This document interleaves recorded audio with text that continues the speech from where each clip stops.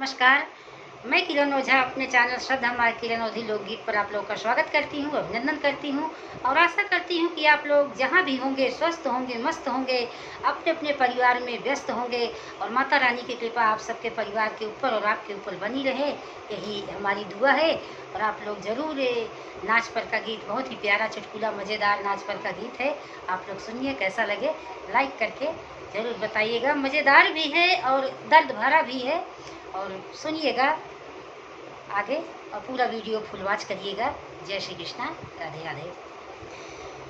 बिना बिंदी कजरवा के देई है राम, बिना बिंदी कजरवा के देई है राम, के देई है राम, के देई है राम, बिना बिंदी कजरवा के देई है राम, बिना बिंदी कजरवा के देई है राम।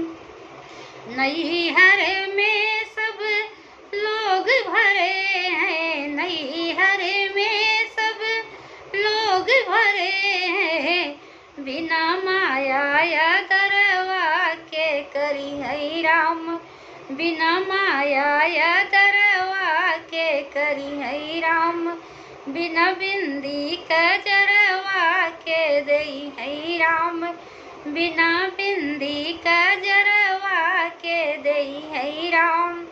नैहर में सब लोग भरे हैं, नैहर में सब लोग भरे हैं, बिना भैया खबरिया के लई है राम, बिना भैया खबरिया के लई है राम, बिना बिंदी कजरवा के देई है राम, बिना बिंदी कजरवा के देई है राम।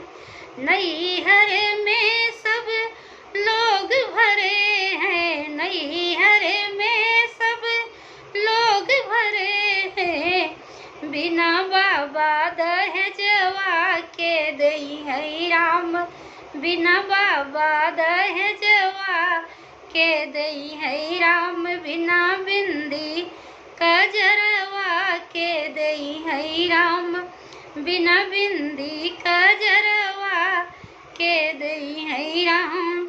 नैहर में सब लोग भरे हैं, नैहर में सब लोग भरे हैं, बिना भौजी पेटरिया के सजी है राम, बिना भौजी पेटरिया के सजी है राम, बिना बिंदी कजरवा के देई है राम, बिना बिंदी कजरवा के देई है राम। राधे राधे, जय श्री कृष्ण।